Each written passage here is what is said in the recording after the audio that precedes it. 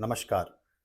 प्रश्न पूछा है किसी ने कि मैं पूरे दिन कार्यों में व्यस्त रहती हूँ, जिसके कारण से पूजा करने का समय नहीं मिल पाता है। इसलिए महामृत्युंजय मंत्र यूट्यूब पर चला देती हूँ और सुनती हूँ। किसी ने कहा कि नहीं सुनना चाहिए, इसलिए आपसे प्रश्न कर रही हूँ कि क्यों नहीं सुनना चाहिए। आप कोई भी पूजा पाठ क्यों करते हैं? ईश्वर को प्राप्त करने के लिए, और वो भी इसलिए प्राप्त करना चाहते हैं कि ईश्वर से आपको कुछ चाहिए, धन चाहिए, ज्ञान चाहिए, सब मिल चुका हो तो कम से कम स्वर्ग या मोक्ष ही चाहिए। ईश्वर से मांगने का प्रयास मत करिए, ईश्वर को देने का प्रयास करिए। अपने आप को ईश्वर को समर्पण कर दीजिए। ऐसा करने से ईश्वर आपके लिए समर्पित हो जाएंगे, जैसा वो पहले प्रहलाद के लिए, ध्रुव के लिए, मीरा के लिए कर चुके हैं। धर्म ग्रंथों में ईश्वर को प्राप्त करने के कई साधन बताए गए हैं, जैसे ध्यान, भक्ति, ज्ञान, कर्म। इनमें से किसी के द्वारा भी आप ईश्वर को प्राप्त कर सकते हैं। और ध्यान के द्वारा ईश्वर को प्राप्त कई ऋषियों ने किया है। ध्यान सबसे उत्तम विधि है ईश्वर को पाने का। ध्यान की कई विधियां हैं। ज्ञान से भी ईश्वर को प्राप्त किया जा सकता है। इसके लिए आपको सभी धर्म ग्रंथों को पढ़ना होगा, सभी धर्म ग्रंथों को समझना होगा, और इसके द्वारा आप ईश्वर को प्राप्त कर सकते हैं। एक विधि है कर्म का, यानी जो आपका कर्म है उसको पूरे समर्पण भाव से करके भी ईश्वर को प्राप्त कर सकते हैं। जैसे एक सैनिक का काम है लोगों की रक्षा करना। अब युद्ध होने लगे और सैनिक माला लेकर जप करने लग जाए, फिर क्या होगा सबको पता है। एक वैद्य या डॉक्टर का काम है अपने मरीज का इलाज करना, वो कुछ और करने लगे। एक गृहस्थ का काम है इस समाज को व्यवस्थित रखना। जैसे गृहस्थ धनार्जन करे, अपने परिवार का पालन करे, साधु सन्यासियों को दान दे, सात्विकता से रहे, यही उसका कर्म है।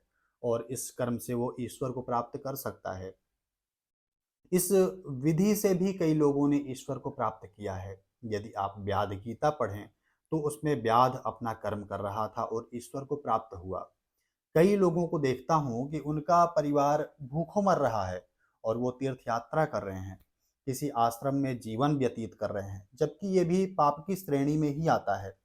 जैसे कोई सन्यासी व्यापार करने लगे तो पाप होता है, उसी प्रकार कोई गृहस्थ यदि धन कमाने का उद्यम नहीं कर रहा है तो वो भी पाप कर रहा है। ऐसा महाभारत में विदुर जी कहते हैं। अब आते हैं भक्ति मार्ग पर। यह विधि पिछले 1000 साल में सबसे ज्यादा प्रचलित हुआ। इस विधि से ईश्वर को मीराबाई, तुलसी बाबा, कबीरदास, रैदास आदि प्राप्त हुए। इस विधि में आप एक ईश्वर की भक्ति कीजिए, उस ईश्वर के प्रति पूर्ण श्रद्धा समर्पण रखकर उनकी उपासना कीजिए। अवश्य ईश्वर मिल जाएंगे। लेकिन समस्या क्या है कि भक्ति सबके अंदर आ भी नहीं पाती है। यदि आपने कुछ पुस्तकें पढ़ ली, धर्म ग्रंथों की पुस्तकें, तो आपके मन में ईश्वर के प्रति अनास्था हो ही जाएगी। कारण है कि आप जो पढ़े हैं उसके आधार पर आप तर्क करेंगे, और जब आप तर्क करेंगे तो कुछ कमी जरूर रह जाएगी, क्योंकि आपने पूरा नहीं पढ़ा, फिर पूर्ण भक्ति हो ही नहीं पाएगी। आज ये भी देखने में आता है कि व्यक्ति घर में मंदिर बनाता है और उसमें 30-40 फोटो मूर्ति ला करके रख देता है और सबकी पूजा करता है। कहा गया है कि एकह देवः केशवो वा शिवो वा, यानी पूर्ण श्रद्धा से एक ईश्वर की, एक भगवान की पूजा करो, ध्यान करो, आप ईश्वर को पालोगे। जब आप कई देवताओं की पूजा करते हो फिर पूर्ण रूप से किसी के भी प्रति समर्पण नहीं हो पाते, किसी के प्रति भी समर्पण भाव नहीं रख पाते, और जब पूर्ण समर्पण नहीं होगा तो ईश्वर नहीं मिलेंगे। भक्ति में भी कई प्रकार बताए गए हैं। एक तो भजन है, कीर्तन है, ईश्वर का नाम है। एक विधि है मंत्रों का जप। मंत्रों को जपिए, स्तोत्रों को पाठ करिए। अब इसमें जानना ये है सबकी विधि क्या है। भजन का, भगवान के नाम का कीर्तन करना, इसको कभी भी किया जा सकता है, हमेशा किया जा सकता है।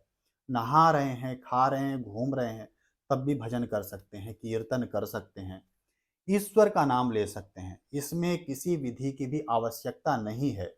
लेकिन स्तोत्र और मंत्रों में विधि है। बिना विधि के करने पर या तो उसका लाभ नहीं मिलेगा या फिर नुकसान होगा। स्तोत्रों और मंत्रों को हमेशा शुद्ध होकर के आसन पर बैठ करके उसकी विधि के अनुसार करना चाहिए। स्तोत्रों को बोल करके पढ़ना चाहिए और मंत्रों को शांत होकर के मन में जप करना चाहिए। मंत्रों को कभी भी जोर से नहीं पढ़ना चाहिए। अब कई लोगों ने महामृत्युंजय मंत्र, गायत्री मंत्र को रिकॉर्ड कर दिया है और यूट्यूब पर डाल दिया है और लोग बजाते रहते हैं, जबकि ऐसा करने से पाप लगता है। नहीं सुनना चाहिए ऐसे। कुछ हद तक आप स्तोत्रों को सुन सकते हैं, लेकिन मंत्रों को बिल्कुल नहीं। आप भजन सुनिए, ईश्वर का नाम कीर्तन सुनिए, लेकिन मंत्रों को नहीं। कभी भी मंत्रों को कोई ज़ोर से पढ़ रहा हो, कोई ज़ोर से सुन रहा हो, तो आप मना करिए। ये आपकी भी ज़िम्मेदारी है कि सनातन धर्म के बारे में लोगों को बताइए। धन्यवाद।